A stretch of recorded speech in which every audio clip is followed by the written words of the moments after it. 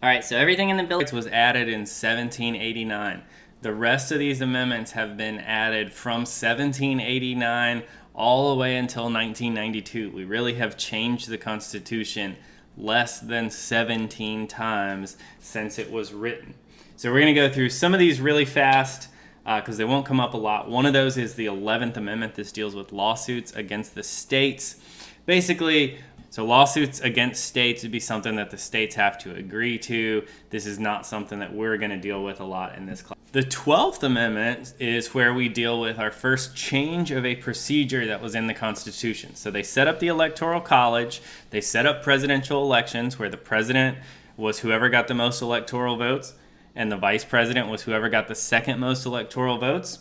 And then after a first couple elections, political parties developed. Political parties didn't exist before, and now the Electoral College had to be changed to reflect these ideas of political parties running presidents and vice presidents together. We go another long while without any changes to the Constitution. Then we have this chunk, 13, 14, and 15, that get added right after the Civil War. 13th Amendment, of course, is the abolition of slavery. This is a new power for the national government. This is the national government giving itself the power to make this policy in states. 14th Amendment, really, probably the most important amendment that we have.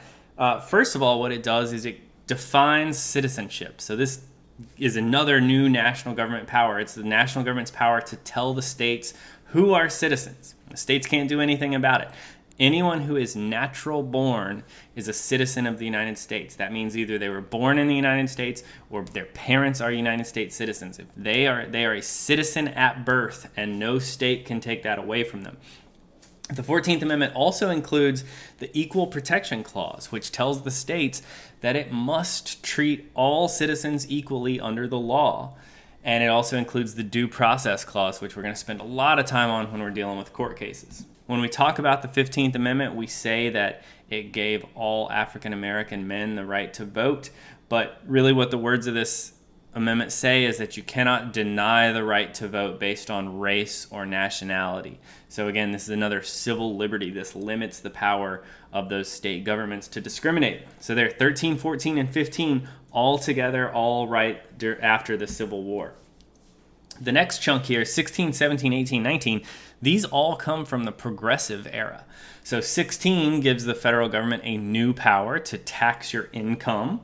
Pretty basic. 17 changed a procedure. So before the 17th Amendment, the state governments chose 2 senators for the state. The voters had no control over that. So this changed it so that voters directly elect the people that they want to serve in the Senate.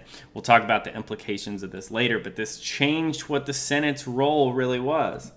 The 18th Amendment, another progressive policy here. This is prohibition of alcohol. So you couldn't make or sell or distribute or consume alcohol, and this was added to the Constitution, which gave the national government a new power, right, to limit this everywhere.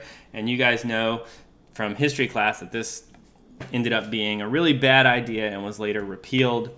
The 19th Amendment, similar to 15, we would say this is women's right to vote, but what the law says is that you cannot deny the right to vote based on a person's sex or gender.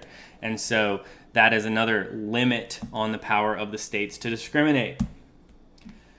The 20th Amendment is what we call the end of the lame duck period. This is another change in procedures to adjust to modern times. The Constitution was created in the 1780s, and how you would get to Washington is you would travel by like a horse-drawn carriage. So elections were in the beginning of November, and inauguration and the change of Congress was not until the end of March, when it was easier to travel to Washington. But we don't really need that anymore, so this moved the calendar back to January. So we make those changes much closer to the election. It's called the lame duck period because for whatever reason, we call a person who has been voted out of office but their term has not ended, we call that person a lame duck. They are no longer up for re-election and we know that they will be replaced. 21st Amendment, like we talked about, this repeals prohibition. So this is an important display of the flexibility of the Constitution. You might make a change to the Constitution like the 18th Amendment, realize it's a really bad idea, and you can just make another change to repeal that policy. 22nd Amendment sets a 2-term limit on the president. We're going to go into this in a lot of detail when we start focusing on the president, but this was a limit in response to Franklin Delano Roosevelt serving 4 terms as president. We wanted to make sure that that didn't happen again. The 23rd Amendment is an interesting one. This gives voting rights to the people of Washington, D.C. There are lots of people that live there, and they live in this weird limbo because they are not citizens of any state. Washington, D.C. is not a state. It is a federal district, and up until this amendment was added to the Constitution, they lacked the right to vote. They still do in a lot of ways. They don't have members of Congress. So the people of Washington, D.C. don't have any representation in Congress. They have a person who can speak, but she doesn't have voting power and all that. But this gave voting rights to Washington, D.C. and gave 3 electoral votes to Washington, D.C.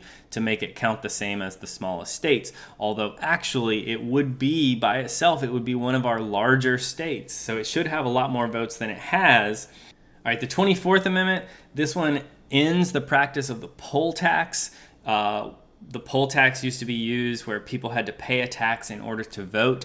This was a policy, this didn't just discriminate against poor voters or anything, but this was a tool of political parties. Political parties would want a poll tax because that way the parties could pay, for hundreds of thousands of poll tax receipts, and then they could hand those out to the voters that they wanted. And so that had a lot to do with how political machines were able to maintain their power over cities. Like here in Memphis, you may have heard of E.H. Crump, Boss Crump. He was our boss of the political machine here in the early 1900s.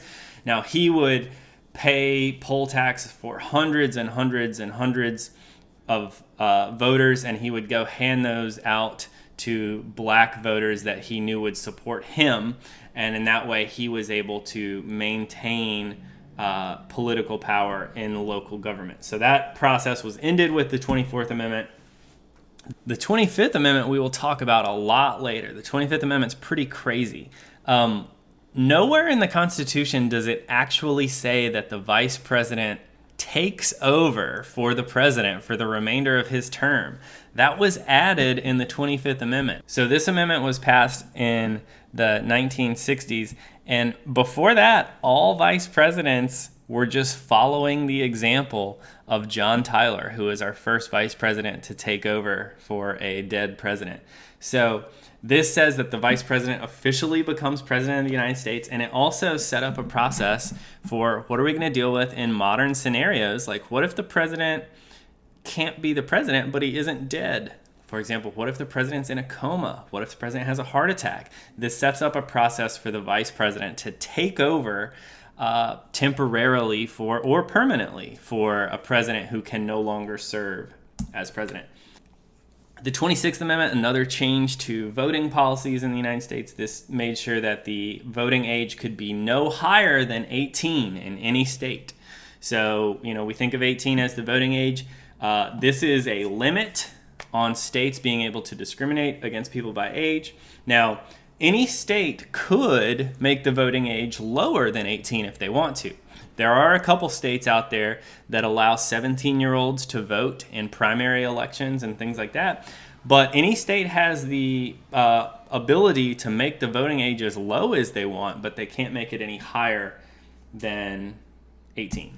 And then the 27th Amendment, this is one of my favorite ones just because it's so weird. This deals with pay raises for Congress. So if Congress, they control all the budget. So if they give themselves a pay raise, it does not go into effect until after the next election. That means we have a chance to vote them out if we disagree with that or whatever.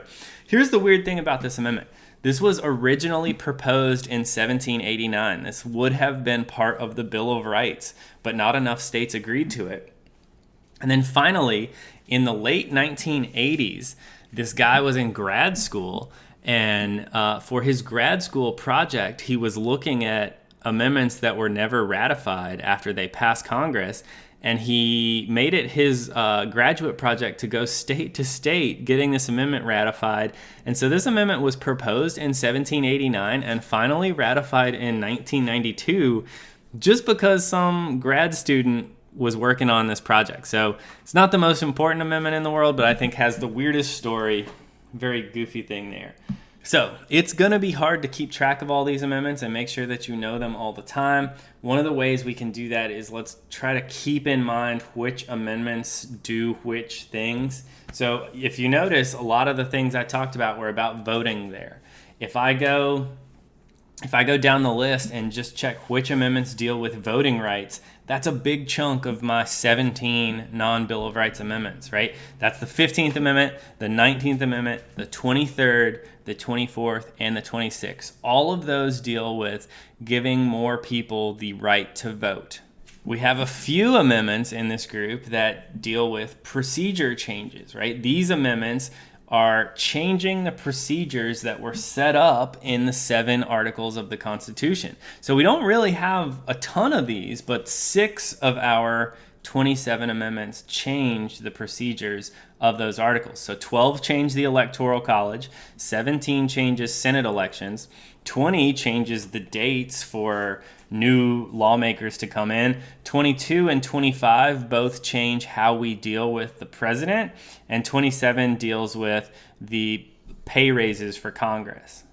And then just a few of these amendments are new policies for the federal government. So this is where the government is giving itself new powers. 13, the national government gives itself the power to ban slavery in the states. 14, the government gives itself the power to define citizenship. 16, to tax your income. 18, to ban a particular good. And 24, to ban a poll tax, to ban a practice that had been going on in the states.